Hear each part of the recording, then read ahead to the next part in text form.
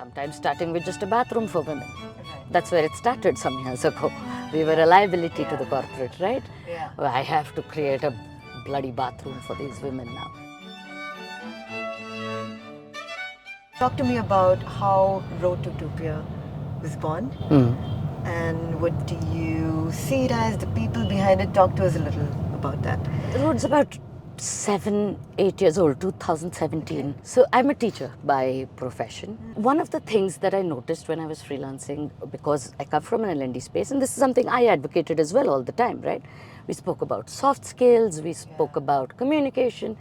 A lot of the onus fell on the employee. And there was a lot of almost some sense of behavior policing, tone policing, that kind of stuff. And what happened when I came back after my travels, I went and learned to be an English teacher of second language, and I got that degree and came back in 2011. One opportunity that I got with the corporate was to teach English to their support staff. And when I say support staff, I mean canteen staff, I mean cleaning staff, right? So this is not directly their employees. Who they were actually hired by one of these manpower agencies.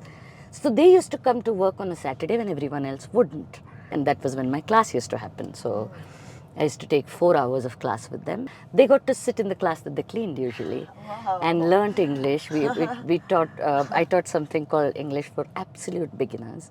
So these were grown-ups who never had an opportunity to go to school. Everyone would come to class. Every Saturday morning, 8 o'clock, everyone would go to class. I started waking up at 6 in the morning and riding up to Electronic City because I enjoyed the class so much. Eventually what happened is when I got there as an English teacher, I realized that there is so much more that is needed to feel like you come to work and you want to do all the work. And that was a sense of belonging. That sense of safe space that I feel when I go to office, when I go to work, that space where I have the opportunity to be completely myself. What that is doing to a corporate, what is that doing to a brand? It's bringing in people who are coming 100% bringing themselves to work, giving them complete space to be creative, giving them a sense of belonging and investment in the brand that they're working for. How will this not be profitable? For the brand, right? And so then I started reverse engineering a little bit. Slowly DEI started coming up as well in the the Indian spectrum. And then we eventually got there. There were words for this. Eventually I realized that corporates will not work with you if you're an individual.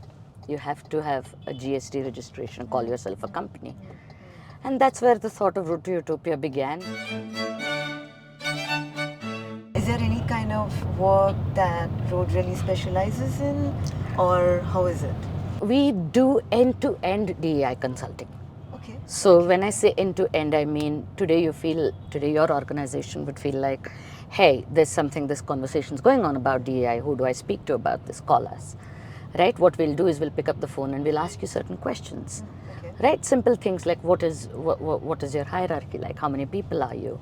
In your hierarchy, where are the women? Where are the men? So we start from there. Are your policies women friendly? Are your policies gender agnostic? Are your posh policies gender agnostic? Do you have policies that make the space habitable for women? So period leave, right? Sometimes starting with just a bathroom for women. That's where it started some years ago. We were a liability to the corporate, right? Well, I have to create a bloody bathroom for these women now. From there on to if you want to hire, we don't do the hiring part of it. What we do is we prime the space for the new person who's coming in or the new couple of people who are coming in. So say you're hiring from a community of, say, women. You're in a manufacturing unit, you're hiring women. Sometimes it's to check your diversity hiring list, but what we do is we prime the space. We tell men that there is this species, your already existing employees, that's going to come and start working with you.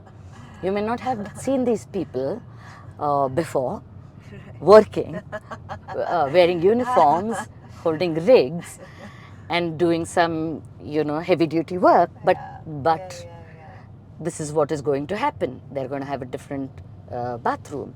Similarly, if you hire from the LGBT community, and this has to happen across the floor. When I say across the floor, I mean from your security guards who will let these people in, Right. to the managers, to the people managers, to their everyone needs to be primed that there is something like this, that there is a community like this, and we're going to have people like this who will come, which is very simply if you talk about people with disabilities as well. Right. Right. From there on, then classroom sessions.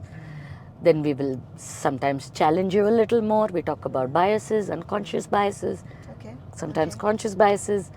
Sometimes what we do is some of our people come and tell us, I want my leadership to, I want to get their buy-in. So we do a session with the leadership. So and tell them why diversity is important, how it's profitable for you, how it will work for your organization. See, very simply, the people who are consuming the product need to have a say in making the product. That's when your product is successful. Fair. So end to end, I think you've spoken about, you've touched everything, anything and everything when it comes to DEI. Yes, Yeah? except for hiring right now. Got it.